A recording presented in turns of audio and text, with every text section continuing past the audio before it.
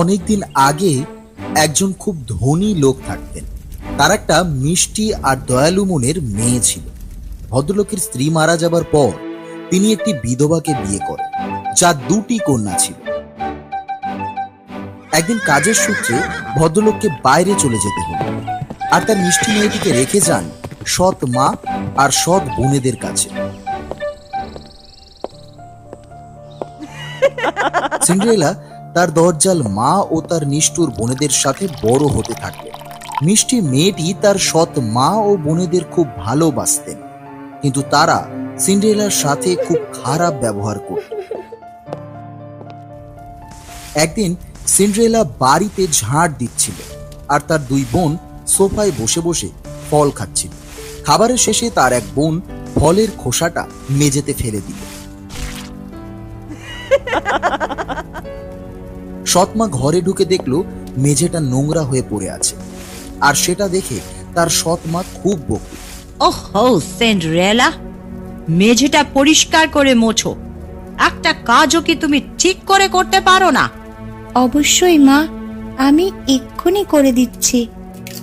তারা তাকে প্রায় দাসী বানিয়ে ফেলেছিল। তাকে চাকরের মতো খাটাতো এবং বাড়ির সব কাজ করাতো।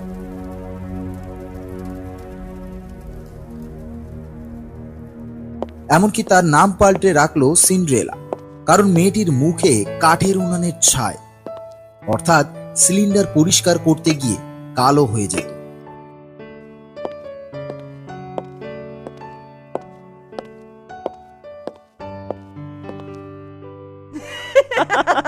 তোমার মুখে সব সময় কালি লেগে থাকে, তাই আমরা তোমাকে সিন্ডারেলা বলে ডাকবো। তাকে সবসময় চিলে কোটায় শুতে হতো। প্রতি রাতে সে কাঁদতো এবং খালি পেটে শুয়ে পড়ত। সিন্ডারেলা দুঃখে দুঃখী হয়ে ছোট পাখিরা এবং ইঁদুররা তার সাথে বন্ধুত্ব করে ফেলল। একদিন রাজা ঠিক করলো একটি বড় পার্টি দেবেন এবং শহরের সবাইকে নিমন্ত্রণ করবেন। রাজা রানী এখানে যেসব মেয়েরা থাকেন তাদেরকে কাল সন্ধ্যা বেলায় মিথ্যা অনুষ্ঠানের আমন্ত্রণ জানিয়েছেন। ওই অনুষ্ঠানে রাজকুমার তার জীবন সঙ্গিনী বেছে নেবেন।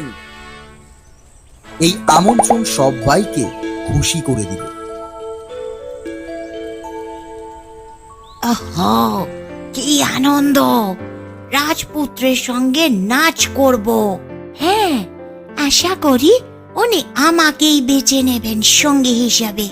না, আমাকে বেছে নেবেন।